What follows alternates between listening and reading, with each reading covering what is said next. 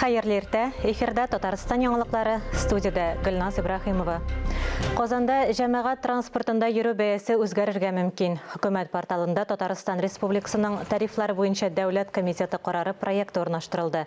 Документ нигезендә автобусларда акча түләп йөрү бәясе 36 сум булырга мөмкин. Транспорт картасы белән түләгәндә 31 сум тора. Троллейбуслар һәм трамвайлар өчен дә шундый ук тарифлар билгеләнгән. Теманы дәвам итеп, Татарстанның тарифлар буенча дәүләт комитеты Түбән Камада җәмәгать транспортына билет бәясен 28 сумга кадәр арттырырга тәкъдим итсә дә, бәяне арттыру планлаштырылмый. Муниципалитет хакимиятеннән хәбәр итүләренчә, автобус, трамвайда йөрү бәясе бер үк төрле тора, 25 сум. Хәзерге вакытта җәмәгать транспортында йөрү бәясе икътисади яктан нигезләнгән тариф 32-35 сум. Бөек Ватан сугышы ветераннарына хәрби хәрәкәтләрдә катнашучыларга һәм аларның гаиләләренә бушлай юридик ярдәм күрсәтелә. Консультациялар Бөек Ватан сугышында җиңүнең 77 еллыгын бәйрәм итү алдыннан 28 апрельдә оештырыла.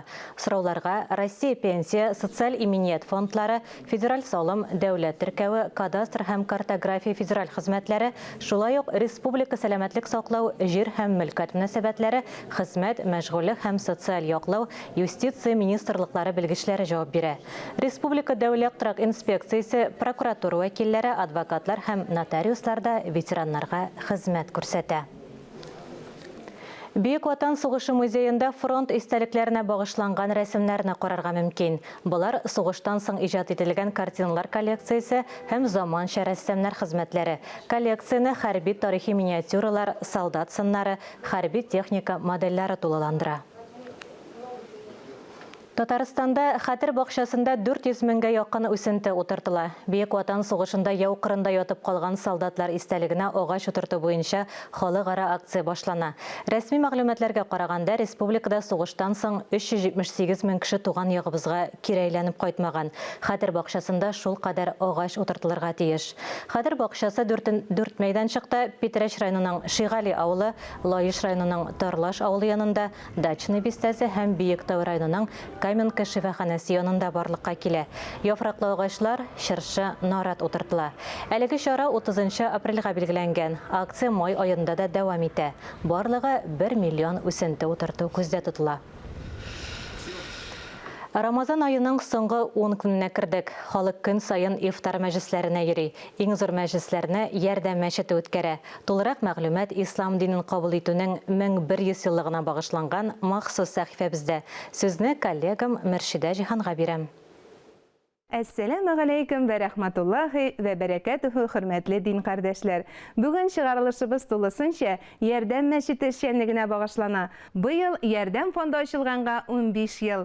Күрмәүчеләр белән эшләүче тернәкләндерү үзәге булган ярдәм мәчете 2013 елның 19 июлендә ачылды. Тик ярдәмгә кадәр бу үзәк 6 ел буена Казанның Левченко бистәсендәге Сөләйман мәчетендә эшләде. Сөләйман мәчетенең имамы хәзер ярдәм мәчете имамы Илдар хәзрәт Баязитов. Ярдәм дигән нәрсә ул һәр вакытта татарларда бар иде. Шуңа күрә без ул ярдәм кулын сузмасалар бер-берсенә кеше ул яшамый бит. Бик авыр чаклар була. Кай вакытта бигрәк тә авыр чаклар булганда кимдер ярдәм кулын сузса, ул матди яктан гына түгел, мотор сүз белән дә башка төрле нәрсәләр белән дә ярдәм күрсәтсәләр, ул теге кешегә дә күңелле, ярдәм иткән кешегә дә күңелле була. Россиядә якын чит илләрдә тиңе булмаган ярдәм тернәкләндерү үзәге бер бөтен комплексны тәшкил итә. Аның гыйбадәт кылу залы булган мәчете, читтән килеп укучылар өчен тулай торагы, ашханәсе, компьютер класслары, китапханәсе, мини-типографиясе бар. Биредә физик һәм рухи тернәкләнүгә мохтаҗ кешеләр Braille системасында укырга һәм язарга, төрле һөнәрләргә, җирле шартларны исәпкә алып йөрергә өйрәнә ала. Халыкка социаль хезмәт күрсәтү үзәге карамагындагы ярдәм фонды даими рәвештә сукырлар һәм начар күрүчеләр өчен Рамазанның 1 көненнән башлап махсус курслар үткәрә. Бүген Рамазан айының 21 көне Ярдәм мәчетендә 21 көн буена ифтар мәҗлесләре үткәрелә. Гадәттәгечә ифтарга Ярдәм фонды, Ярдәм һәм Сөләйман мәчетләре җәмәгате, физик мөмкинлекләре чикләнгән кешеләр, күп балалы аналар һәм ялгыз пенсионерлар чакырыла. Ярдәм фонды чатырында уздырылган күмәк ифтарларының берсендә Татарстан Республикасы президенты Рөстәм Миңнеханов катнашты. Фондның эшенә югары бәя бирде. Волонтерлар ярдәме белән ланчбоксларда Рөстәм Нургалиевич исеменнән 1000 порция кайнар ризык таратылды. Шул ук күләмдә ифтар мәҗлесеннән башка да волонтерлар мохтаҗларга кайнар ризык өләшә. У нас ифтар. Для нас очень хорошо, удобно. Вы нам помогаете. Вообще еда очень вкусная. Меня зовут Иса, я из Чада. И нет слов, как вам благодарить. Джазакумуллаху хайр. Ярдәм мәчетендә авыз ачып утырдык, Алланың биргәненә шөкер. Шушында ашауга пешерүчеләргә, шушыларны оештыручыларга мең рәхмәтләр булсын барыбыздан да. Biz рәхмәт Ярдәм мәчетенә ифтарга килдек. Бик матур булды, бик матур сөйләделәр. Авыз ачтык, намаз укыдык. Әлхәмдүлилләһи, илләргә тынычлык. Һәр барчабызга мөселманнарга барлык туганнарга исәнлек, саулык, сәламәтлек телим. Шулай ук ел сайын журналистлар өчен дә аерым ифтар оештырыла. Быелгы ифтарда Россия Ислам институты белән Ярдәм фонды арасында хезмәттәшлек итү килешүенә кул куелды. Югары уку йортының ректоры Рәфик Мөхәммәтшин Ярдәм фонды эшчәнлеген Россиядә социаль ислам үрнәге дип атады. Это бренд, это российский бренд, это лицо социального ислама в России, не только в Татарстане.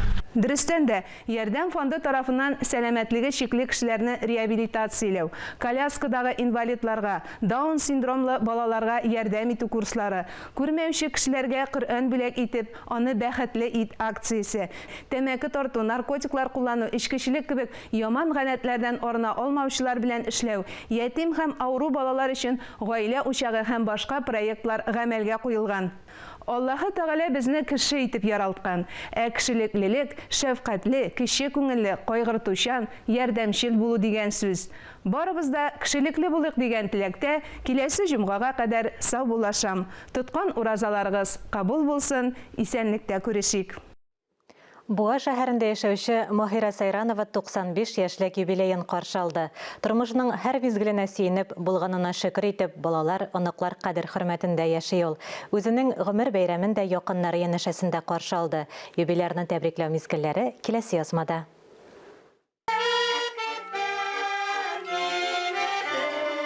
95 яшын тутырган мәлләрдә Маһира Сайранованы котларга дип балалары, оныклары җыелган. Бүгенге көнгә шөкер итеп, иминлек, тынычлык тили алар, үткәннәрне искә алалар. Юбилейның бала чагы авыр сугыш елларына туры килә. Аңа чаклы әтисен кулак дип төрмәгә утырталар. 6 бала бер нәрсәсез басып калганнар, атларын, сыерларын, бөтен нәрсәсен, йортларын бүлеп алганнар да бер Шуаш авылыннан bir иске бүләнә йорт биргәннәр ел. Бала чагы булмый сугыш чоры балаларының. Яшьтән хезмәттә була алар. Маһирә дә 13 яшеннән авыл советында эшли башлый. Телефонограммалар алып тора. Шул ук вакытта клуб мөдире булып та эшли. Гармунда уйнап, авылларда концерт куеп бириләр.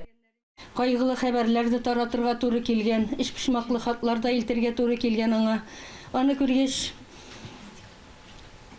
Курка торганда булган халык менә шатландырганда барсын да эшләргә туры килгән. Норлат районында авыл хатын-кызлары белән агач кисүдә дә эшләгән героебыз. Агачларны 1 метр кискәннән соң сугышка агач протезлар эшкәртергә җибәрә торган булганнар. Беренче урында булган комсомол колхозына беренче столовыйга керергә иң зур бүләк шул булган инде беренче столовыйга кергәннәр шул эшләр өчен. Мәрхүм тормыш иптәше белән 6 бала тәрбияләп үстерә алар. Бүгенге көндә Маһирә апа аларның кадер хөрмәтендә яши.